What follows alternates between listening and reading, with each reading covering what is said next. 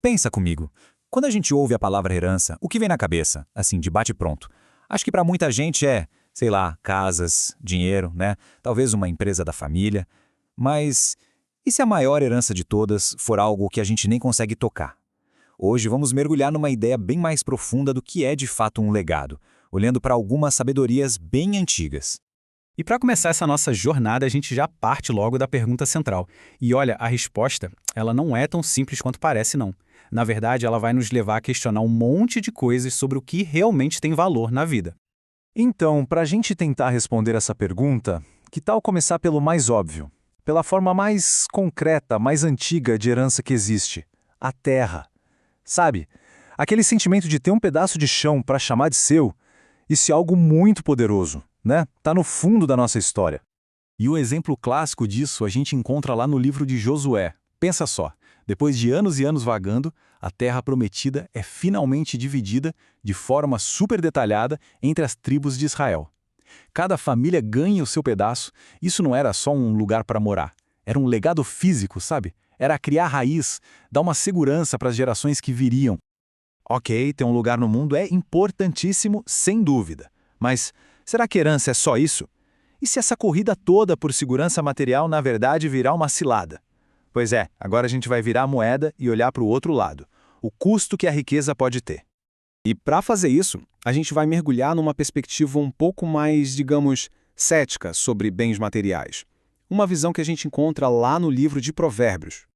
Olha que interessante. Provérbios traz um paradoxo que dá o que pensar. De um lado tem aquele que se faz de rico, mas no fundo não tem nada. E do outro tem aquele que se faz de pobre, mas que na verdade tem uma grande fortuna. O que isso quer dizer? Que o dinheiro pode ser uma cortina de fumaça, né? Fica difícil saber o valor real das coisas. E das pessoas.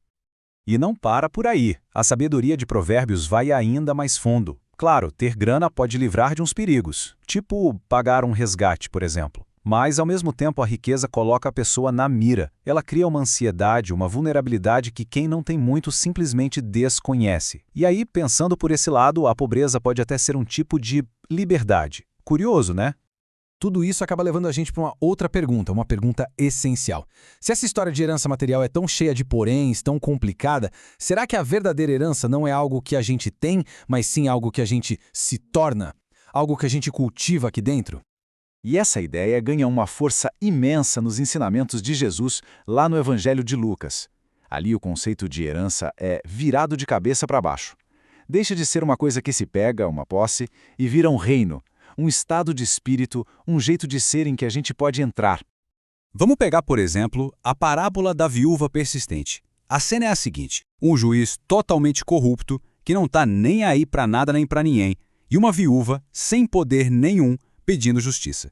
No começo, ele ignora, mas ela não desiste. Ela insiste tanto, mais tanto, que o juiz acaba cedendo, mas para se ver livre dela. Qual é a moral da história? Poxa, se até um cara desses atende alguém que é persistente, imagina só um Deus que é justo.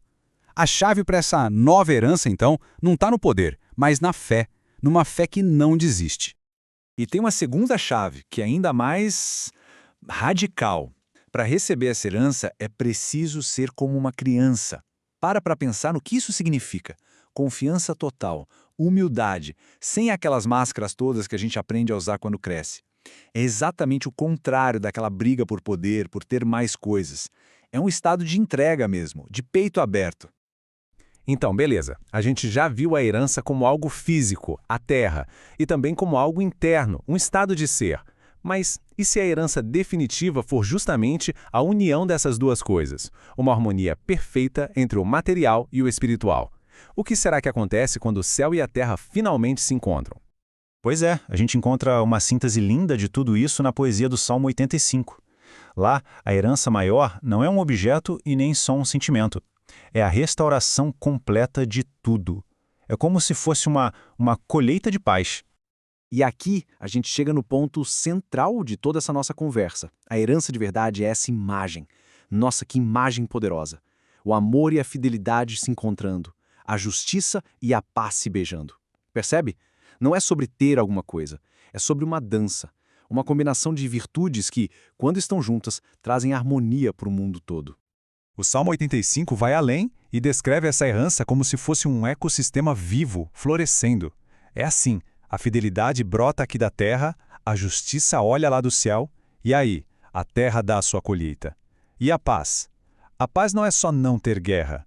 Ela é o resultado natural, o fruto de um mundo que finalmente entrou em equilíbrio. E com isso, a nossa jornada meio que volta para o ponto de partida, só que agora com um olhar completamente diferente. A herança mais valiosa, no fim das contas, não é o que a gente junta, mas o que a gente cultiva. É a terra da qual a gente cuida, a justiça pela qual a gente luta, a paz que a gente planta. E aí, a pergunta que fica no ar é: que tipo de colheita nós estamos deixando preparada para gerações que vêm aí?